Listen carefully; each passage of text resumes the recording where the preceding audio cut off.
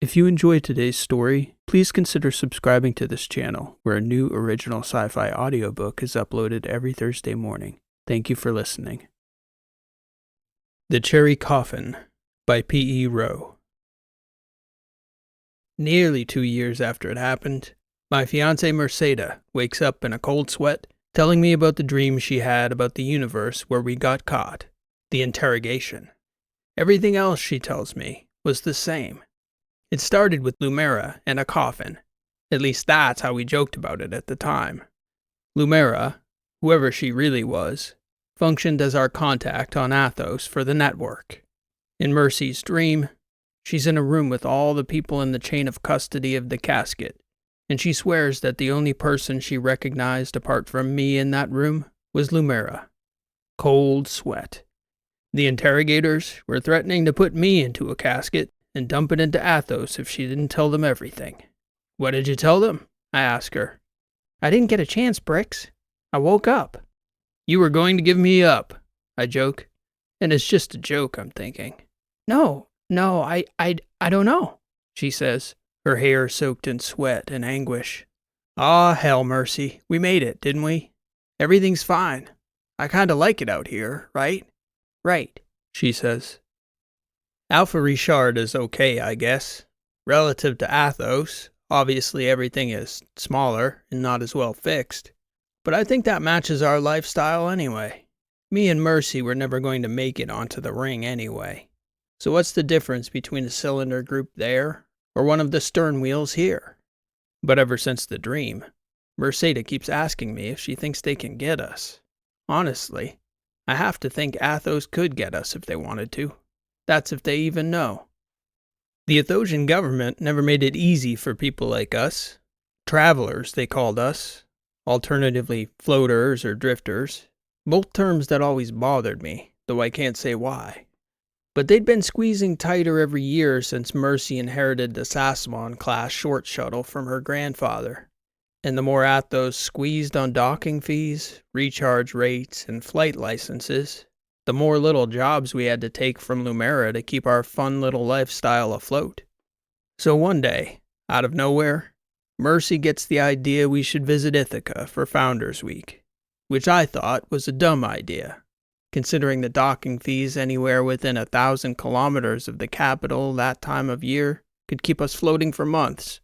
But that instinct paid off, because Lumera pinged us and offered to pay our fees, fuel, and a tidy commission for returning a box to the ag cylinders.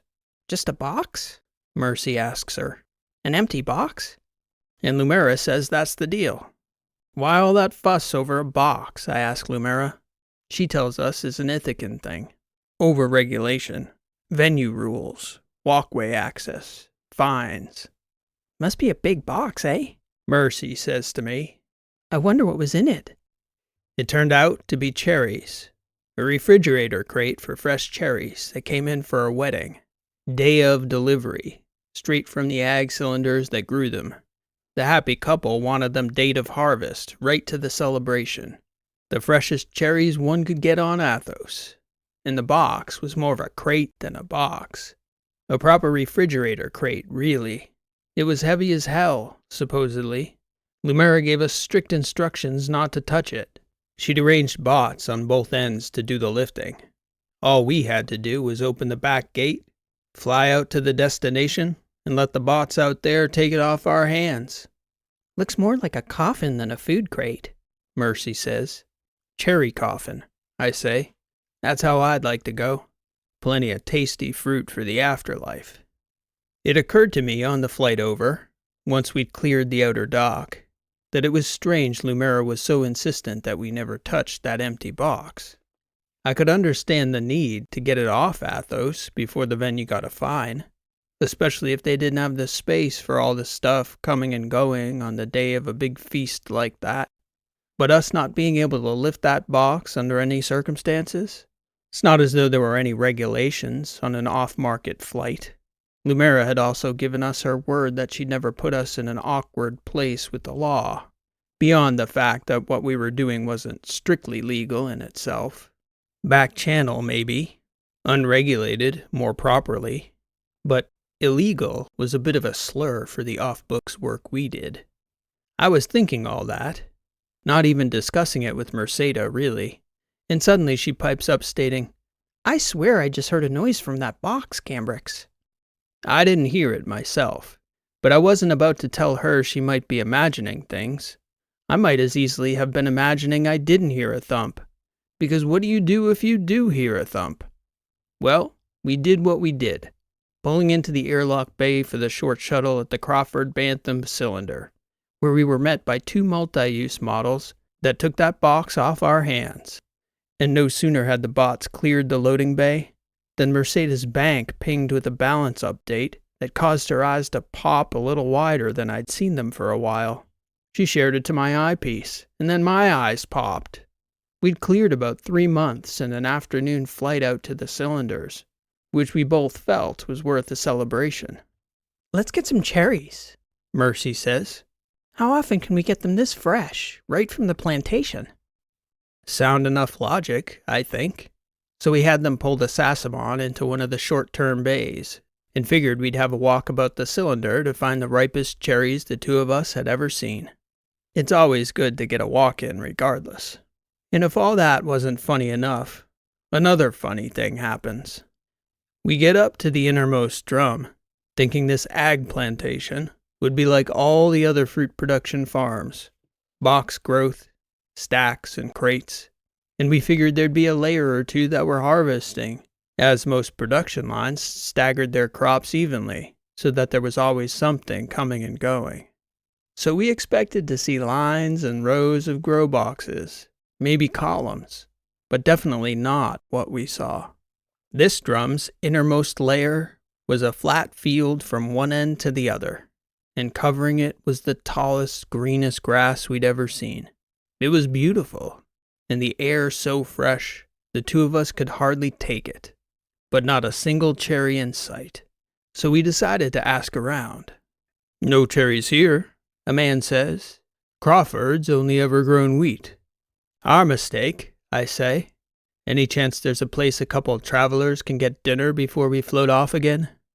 That man suggested a few options along the inner aperture, with good food and a view back toward Athos. So me and Mercy started that way, to see about a meal. The novelty of the place for us wasn't so much the view of Athos, spectacular as it always is, the bright seas of white clouds raging in striations, with that hair-thin ring cutting across the planet, that fine line, nearly imperceptible at this distance. The seat of human civilization in the battery is home to trillions. Out here in the Bantam cluster, the monolithic masses of the other ag cylinders seem far more impressive megastructures than the Athosian ring herself. Nor is even that matter of optics the novelty either. The real novelty is sitting for a meal like that, with a view like that, in gravity. Or, well, spin gravity, as just about all habitable places in Dreesen's system rely upon in some form. We travelers, floaters, drifters, etc., we tend to relish it more than most. The sassamon has a hitch at the top hull for a cable tether, and me and Mercy have a few sets of friends in a similar weight class we can tie off to, which is almost always a necessity if you're on a transit to Iophos. But the people here, on a cylinder like the Crawford Bantam, or any city on Athos or Iophos, they sure take gravity for granted. Sitting at that expansive window at the aperture, staring at the planet, basking in the weight of our 2 bodies, eating a hot meal cooked at a stove by a chef, even if it was a bot chef. Well, all that was about the best we'd felt about life in a good stretch, especially after a score like the one Lumera had just dropped in our lap. We ate so well and breathed so light. Me and Mercy had almost forgotten about the cherries we never did find. Then she says, "I wonder who was in the box, Brix." "Well, damn," I say back. "You had to go there." "I wonder if it was a criminal. Did we help him escape justice?" "It was a refrigerated cherry box, Merceda, coming back from a wedding. The rest is just our imaginations running wild." "Only the galaxy's most expensive cherries," she says. Contortions of cognition. Ju-Jitsu of justification. It was, I declare authoritatively, a box of cherries. In the shape of a coffin, Mercy says.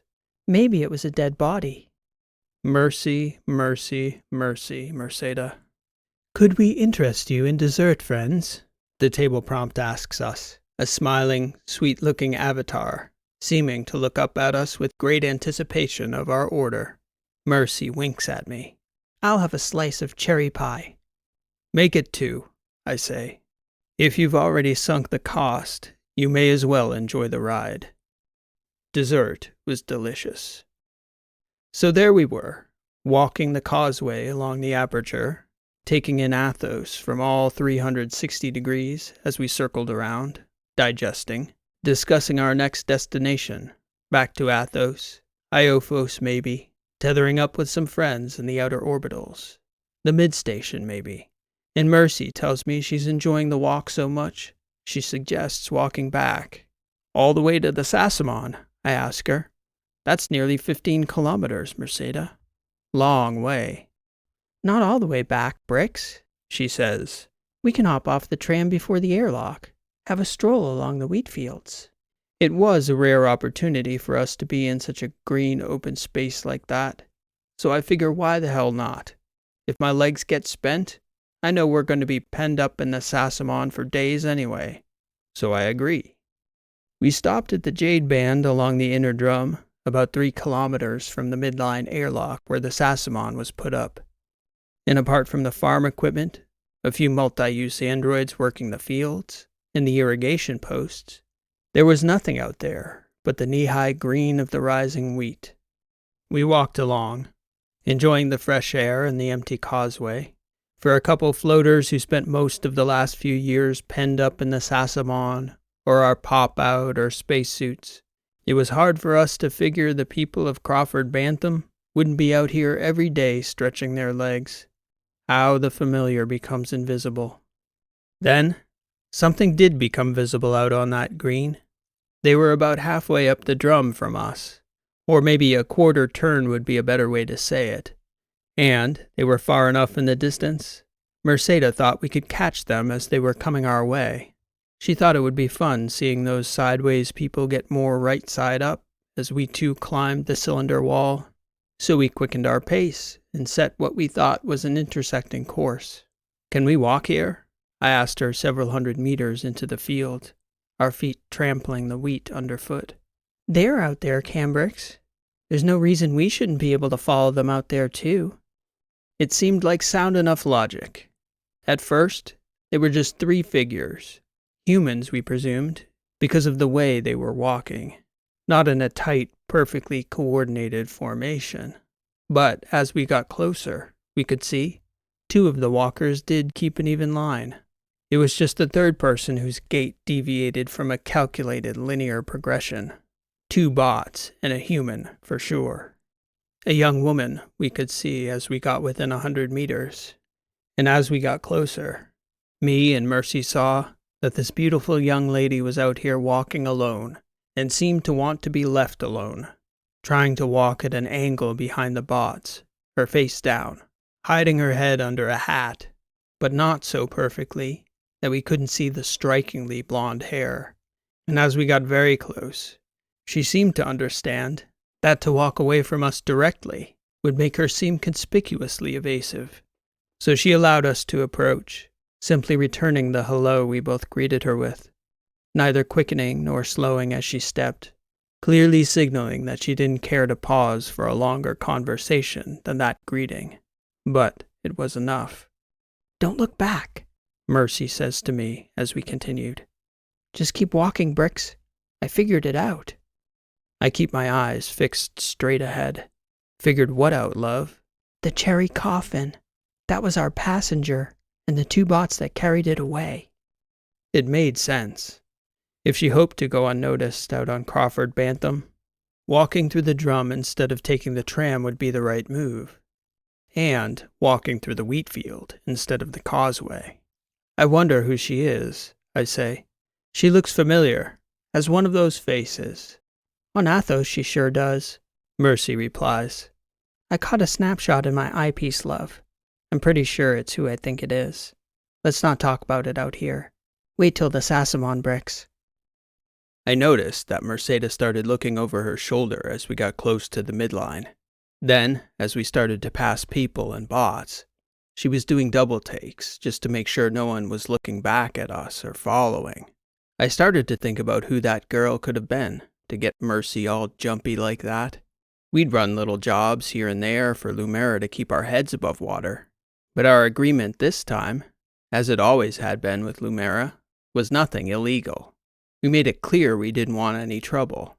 Life was tough enough for us drifters. As soon as we get back to the docking bay, I ask Mercy who it was. Wait till we clear, Bricks, she tells me. Then we need to figure out where to go next. And she was looking around the interior of the port like something was coming for us around each corner. It was a tiny bay, though. We could see the whole thing. And the first thing she does is run a clearance on the scanner. See who's out there. How many ships? There's nobody here, Merce, I tell her. It's a granary, love.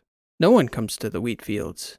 Carolina Dreesen, she says, pulling up the snapshot she took with her eyepiece. Like the Chancellor's daughter? I ask, looking at the float screen skeptically. There's a lot of Dreesens in Dreesen's system. Mercy pulled up some pictures of the Chancellor's family. It sure looked like her, but it was a little difficult to tell. In those family pictures, she was smiling, her face proudly on display. That girl on the cylinder had a hat looming over a face that was hiding. But then, who would hide their face out there? Somebody who didn't want to be seen, that's who. Somebody walking through the wheat field instead of the causeway, walking instead of taking the tram, all the way out on Crawford Bantam, one of the most obscure places we'd ever been in Dreesen's system, and we'd been travelers for years now. Carolina Dreesen, I ask Mercy. It's her. Okay, I say. But so what, right? She didn't seem like she was walking with those bots against her will. We didn't know she was in there if she was, so she couldn't have been fighting. She must have wanted to sneak off Athos. Who knows, Bricks? And even if she is sneaking off of her own free will, do you honestly think every branch of the Athosian security apparatus won't be looking for her in a couple hours, trying to figure out how she got off the ring undetected? Somebody's going to know. It's only a matter of time. That was a fair point, I thought. We must have talked it through for a couple hours, floating in between two of the Bantam cylinders. What to do? Ultimately, we decided the best thing we could do was nothing. Sit tight and stay quiet, which is something we travelers do pretty well. We took the sassamon out to the flood gap, which I was never sure why it was called what it was called. It's not as though anything floods in space, but there was a gap there between the two asteroid clouds that sort of flowed out in that area of the system. Lots of us floated out there as well, as it was hard to keep track of us travelers and our comings and goings among those cosmic rocks. Denny and Taj were kicking about, tethered to a rock, riding out the Founders' Weeks, I guess, and they agreed to tether up with us. We knew they'd been running items for Lumera for a couple years more than me and Mercedes. It might have even been them who connected us in the first place. We tethered our buses together, but before we spun, Mercy suggested we should zip the pop-outs together and have a proper afternoon out there, looking back toward the sisters. So that's what we did. From that position out in the flood gap, Iophos was sitting up close along the starward side of Athos. Not so far now from the months in her elliptical she'd be hiding behind her bigger, more distant sister. They looked more like a planet and a moon from that distance than the two momentous gas giants they both were. So each bus popped out our outer compartment, and Taj and me went out for a little spacewalk. First, we clipped the pop-outs together, opened them up, and then waited for our tanks to inflate them from the comfort of our separate buses. Once the big transparent tent was inflated and warmed up for us, we all put on our belts and headed out to the hatches in our shared annex. I hadn't seen Taj or Denny in months. They hadn't seen anyone, and we're happy for the company. Mercy had some treats we'd picked up on Athos, and Taj had a little mint gin he'd been stashing away for a special occasion. We didn't want to talk about the cherry Coffin until we'd properly caught up and enjoyed each other's company. That was just courtesy among us travelers. The first thing could never be of that other world. If we allowed the ring to come first, then we were still being run by the very system we'd made a point of rejecting. Athos came after everything else important. Denny hung the music stick, and we floated together, catching up on our latest travels.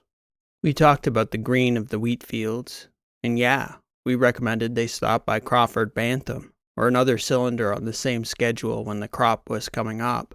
They were both intrigued by that steady expanse of green, all the way to the light of the sky roll. They had just gotten back from a visit to the River Rocks, a stretch of several hundred kilometers on Iophos that was pure parkland, starting at a great mountain lake and running down to the reservoir at the western edge of Sowenia. It's vast enough and pretty enough to trick your mind into thinking it might be a planet, Denny claims as we float, and Mercy looks skeptical but interested as she continues with an even bolder claim. Maybe even Earth. Earth, I say. Like Earth, Taj says, edging. Not quite. Similar. Denny's a cylinder girl. She has a tendency to get carried away over the rings. Where did you grow up, Taj? Mercy asks. On one of the rings? Charis. So I know the feel of a planet. Ever think of going back to a planet? Mercy asks, trying, I can see, to steer the conversation toward our conundrum. Denny takes the bait. Why? You two had enough drifting already? We might be looking to get out of Dreesen's, I say. Not necessarily abandoning the lifestyle, exactly. But me and Mercy are thinking of a change of scene. Those two were pretty sharp, exchanging a look before probing a little deeper. And though we never exactly talked about the nature of the trouble we might be in, nor did we even specify that we were in trouble, still, though, they picked up on the urgency, even directing the conversation back to Lumera. Yeah, we've picked up some work recently, I confirm. And it'd be nice if she took care of getting us out. Things haven't been going smoothly. Trouble? Cylinder-sized? Asteroid-sized? Moon-sized? No, Mercy says. Ring-sized. Athosian scale. Big bad. You don't want to go back to Charis, then, Taj insists. Athos has a heavy reach there. You want to get out to the boundary systems at least. What about the vehicle? Mercy asks. I don't want to have to sell it. The sassamon was my grandfather's baby. Taj sort of grimaces. It's going to cost a small fortune for you two to get out in that little bus. Lumera might be able to get you out, though. Depends on where you want to go. Most of the travelers out in the Protectorate migrated to the boundary systems in the Alphas when the war broke out. I've heard Alpha Richard has a good energy. Nothing like here, Denny says. Just, numbers and places in close proximity. Nowhere else in the galaxy like Dreesen's, of course. But Alpha Richard is a double system with 2 colony planets and thousands of cylinders. Most of them are residential, too. Urban. Lots of clubs. Great music. You've been out that way? I ask her. When I was a kid, my parents took my brothers and sisters out to visit. I was too young to appreciate the nightlife and all that, but it's a great system, and the Trasts leave it alone. Sort of an understanding between the Protectorate and the Letters. It's safe. Good to know, Mercy says. Can you get us in touch with Lumera? I ask Taj. It'll pretty much burn you for good, he says. You better be certain you want out. Mercy and me look at each other. A long look. Home. Could be this blows over, my eyes tell her. Could be the Chancellor's daughter makes this bigger than either of us can possibly imagine, her eyes say back. Yes, I tell Taj. We're certain. I'll get word to her, he says. And then we get back to the drinks and the music. Casual conversation. We tethered up with them for 3 days while Taj was setting up the meeting. In the meantime, we were aggregating the social sites and government chatter passively. There wasn't any official news about the Chancellor's daughter in the media, But there were rumblings in Ithacan circles, the connected class. They were still talking about Selah Purcell's suicide, the Chancellor's sister, and Carolina Dreesen's aunt. Carolina going missing couldn't go unnoticed, but it also couldn't be publicly acknowledged until it was undeniable. It was still just chatter, but the fact that there was chatter meant Mercy might have been right. It could have been Carolina Dreesen in the cherry coffin after all. Another clue was the fact that Lumera didn't dismiss us outright. In fact, after going back and forth with Taj over a couple days, she agreed to speak with us, but only in person, and only in a secure space. We told Taj we were happy to offer up the sassamon. Taj accepted on our behalf, and before giving us the coordinates, he says, "Lumera even asked whether you guys had a pop-out. She's nervous about something. Won't talk anywhere she can be recorded." Which was pretty much everywhere in Dreesen's system, at all times. The coordinates we got through Taj were a full 18 hours away at the sassamon's best speed. Lumera came to us immediately. She was already out in space, belt and nanosheet, awaiting our arrival. She floated out back, watching ominously as we deployed the pop-out and inflated it. Then, as soon as it was out, she came in through the airlock, and we scanned the tented annex for tech. We knew better than to bring any.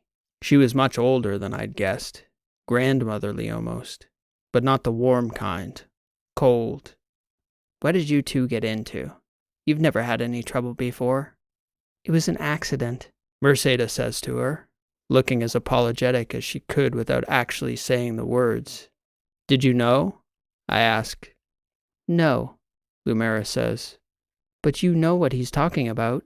Mercy asks. "Anyone on Athos who knows anything knows something about it. The Dreesen girl's gone off. They know she wasn't taken, but they'll still be asking about her. How she got off the ring, where she's heading. Daddy needs to know these things." "Does he know yet?" Lumera shrugs. "Matter of time. Did you tell your friends?" I shake my head. "Good. Can you get us out?" Mercy inquires. "We've been thinking about systems on the heavy carrier route." Lumera gives us a funny look. "You don't mean to take the evidence with you? They may have lax logs over in that ag group, but they'll clear right up the second the Chancellor's people poke around. Cameras that don't see minor details have a way of finding their focus under the right circumstances. That old bus is distinct enough." "What about a new registration?" I ask. "Could it be done?" "I'm not even sure I can get you two out, much less the ship. It's more our home than Athos is," Mercedes says. "Please. It's funny how you two seem to understand and not understand at the same time. If they find you, they find me." "We didn't do anything wrong," I say. "It doesn't feel that way, though, does it? You two are going to have to come with me. Pack a bag each and join me on my cruiser. Make it quick." "What about the sassamon?" Mercy asks. "It's the only thing I have left of my grandfather. Our home. It's possible I'll be able to move it someday. Heavy freight carriers keep close tax records. Athos's wheels turn slowly, but eventually they see everything consequential. Best plan is to wait till they don't care anymore. Get your things." Being travelers, we didn't have that many possessions that couldn't be stuffed in a bag at a moment's notice. Mercy wasn't loving the idea of leaving the sassamon, but she began packing anyway. I could see the sadness in her face, the slumped shoulders. This was a tougher day than we'd bargained for when we set up the meeting with Lumera. "It could be worse," I say. She looked at me as if to inquire how it could be any worse than losing our home, getting dragged away to who knows where. "We could be getting dragged off by the Chancellor's guard." "We haven't done anything wrong," Mercedes says. I was certain the Athosian government would find a way to see things differently if they found out. Apart from a few items of clothing and our personal devices and files, we always traveled light. From what I could see, Mercy, ever the optimist, wasn't treating this departure as though it was really our last time in the sassamon. There were a few icons here and there in the interior with that classic S branding. I figured if we did come back, I could just replace them. So I pulled off 2 of the metal ornamentations and stuffed them in my bag. Then we hopped out the back, one by one, and migrated over to Lumera's cruiser. We should have known. We only ever thought it was Lumera's little underground courier service. But once we were aboard her ship, the feel of the whole situation shifted. 2 dodgy fellows Lumera had working with her took the key sets to the sassamon from Mercy and pulled away. Lumera told us coldly to strap in. "It's going to cost me to get you out," she tells us. "That is better than the alternative, I promise you. The 2 of you are good kids. I've done everything I can to keep it from ending bad for you." "Where are we going?" I ask her. "Wherever I tell you," she says. Lumera dropped us at another small midline airlock along another ag cylinder.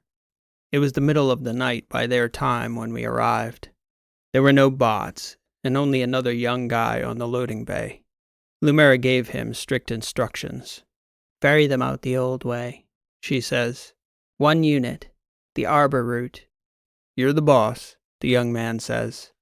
Then Lumera turns to us. "If you 2 still love each other at the end of this trip, you're meant to be together. Anyway, good luck.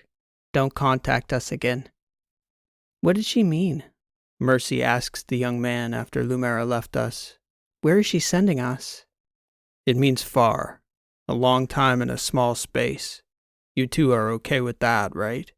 I smile at the guy. "Yeah, I think we can handle that."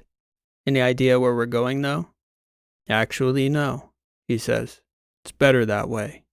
All I know is I loaded a package when I was supposed to, and it went with the courier. They don't know their part. That way, nobody knows nothing." "Makes sense," I say. She wasn't kidding. Close means close. You 2 can freshen up in the sanitarium there. It had been a few days for each of us since a proper shower, back on Athos. So we each got clean and stepped back out to the loading platform. The young man handed us suits to put on. The coffin waiting for us was slightly larger to my eye than the one we'd smuggled off Athos. Maybe, could have just been, that we were closer than those bots ever let us get to the first one. "It's not so bad once you get underway," he tells us. "You don't feel so compressed once the gravity goes away." So he loaded us inside the under compartment, and a few minutes later, on top, we could smell a bounty of day-fresh cherries being loaded into our container.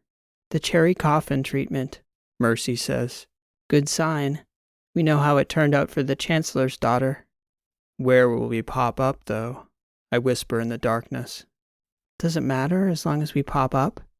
"I don't suppose it does."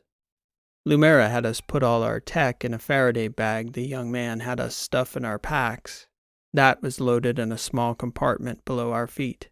Inaccessible. It was just me and Merceda. We were there in silence for what seemed like a very long time. It could have just been minutes, though. It didn't take long for time to warp and stretch. Hours later, or maybe only minutes, we could feel the cherry coffin being lifted, lugged along, presumably by 2 of Lumera's bots. "I'm sorry it came to this, love," I tell her so quietly. "I know you loved the life we were living. I know you loved traveling." "It's been a great couple years, that's for sure," she whispers back. "Maybe the best years of my life." "Mine for sure," I say. My favorite stop was the Hycean Falls near the reservoirs outside Catherineburg on Iophos. What was yours? Cambrix, it was all of it. Every day getting to be with you. Even this, right now, is tolerable because we're together. And I know wherever we pop up, as long as we're together, everything will be okay. Now I feel stupid, love. You say something like that, and I really like the waterfalls. I can't see her, but I can hear her and feel her laughing. And now I can picture it because I know that laugh and that smile so perfectly, like they're a part of me. And I know when the laughter dies down that she's going to touch my hair and lean in and kiss me. The cherry coffin thumps as the bots set us down somewhere, loaded, presumably, onto the shuttle that would take us to our cargo carrier. Next stop would be some FTL freighter to the outer systems, probably somewhere in the Indies or the Letters. I never would have done it without you, Bricks, living on the Sassamon. It wouldn't have been fun either, alone. I wish I could see her. Then she could just look at me and know what I was thinking. In the darkness, though, I had to say it. I think we should be together forever, wherever we go, Merceda. And I was thinking, as she kissed me, that those metal S icons I took from the Sassamon could make good rings if we took them to a jeweler. It wasn't long after we made it unofficial that we began to float. Our shuttle pulled away from the docking port, and we were off on our next journey together, 2 people and 2 bags, and the rest of our lives. The Cherry Coffin. This has been an original story, written and read by P.E. Rowe. Thank you for listening, and I hope you enjoyed this story. If you're enjoying the channel and you enjoyed today's story, I'd humbly ask that you leave a like on today's video, as it helps the channel to grow and reach more sci-fi fans like you. It's great to be back sharing another new story with you this week. In the couple weeks since I've last uploaded, I've done a lot of work, so I'd like to share some updates on the goings-on. First, I've finally had a chance to refurbish my website. It should be more easily navigable while also allowing you to access anything you're looking for, including individual story pages or collections. More on that a little later. Now on the homepage, you'll find links to sci-fi weeklies on many of the popular podcast and video platforms. And everything should be much more mobile friendly now. Feel free to check it out yourself, or pass along the link to rowlit.com to anyone you know who loves sci-fi stories or audiobooks. Sci-fi Weeklies has been on multiple podcast platforms for a couple years now, but I recently added my podcast feed to YouTube Podcasts, which is very soon going to be the new host for all of Google Podcasts, or at least that's my understanding. I mention this because when I switched over, YouTube auto-generated a duplicate of almost every video I have on the channel. I've had quite a few comments asking why I suddenly duplicated all of my videos. That's why that happened, and if I'm being honest, I don't love the look of it, and wish there were a way to separate these auto-generated podcast episodes to their own page. YouTube support couldn't tell me whether that will be addressed or not, so for the time being it seems like that's something I'm going to have to live with. But on a positive note, you can find Sci-Fi Weeklies on YouTube Podcasts now. You might even find the episode you're looking for twice. I've also taken time over the past couple weeks to put together my 4th collection of stories. Bird on Mars and Other Stories is almost ready for release. I don't have a date yet for the paperback, but it should be in the next week or so. It does take quite a bit of time to get the formatting for a book right, review the proof copy, and release it. The ebook and audiobook versions will be along shortly as well. I'd like to send another shout out to Ronnie Jensen of Tegnamaskin.no for another brilliant cover design. I absolutely love this one, and I'm incredibly proud of the stories in this book as well. So if you'd like to pick up a copy, Bird on Mars and Other Stories will be in my bookstore soon. Or, you might opt to get a signed copy from me directly. A few people have asked over the past few months about getting signed copies of my books. I've been working on the best way to go about this. For now, the best way to do that is going to be to contact me directly through my support page. That's linked in the video description below. Drop me a quick note, letting me know you're interested in an autographed copy of a book, and I'll get back to you as soon as I can with information on how. Unfortunately for folks outside the United States, because of international shipping rates, the Amazon bookstore is going to be a much more affordable way to get your hands on one of my books. But I'm happy to send an inscribed book anywhere if the shipping cost doesn't bother you. For folks in the States, the cost should be very close to the list price on Amazon. Also, if you do visit that support page, you'll see that I've finally gotten around to adding Patreon as a way to support the channel as well. The last big piece of news I'm really excited about. I'm starting a 24/7 live stream of sci-fi stories. This means at any time, on any day, in any place on Earth or outer space that has the internet, you can join the stream and hear a story from the channel. To start, we'll be streaming here on YouTube right after this video premieres. The link if you would like to join is in the pinned comment below, and I'll be there in the chat through the first story.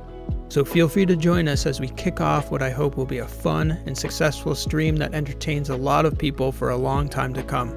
All you have to do to join is click that link below. The stream has nearly all the stories to date on the channel, but of course, more stories are always on the way. Toward that end, next week we'll be back again with another Heartsock story, Concussion, on June 13th. The following week I'll be back with an origin story for Birch, which was the runaway winner from the last topic poll. That story should be out on June 20th, and on the 27th, we'll be picking up again with the next Misfits, episode 22. If you'd like to join us for those and other stories when they come out, please make sure you're subscribed and have the notifications bell turned on. You can also join me anytime now for a story at our 24/7 live stream linked below. It's great to be back, sharing another new story with you. Thanks for listening. This has been P.E. Rowe, and we'll see you next time.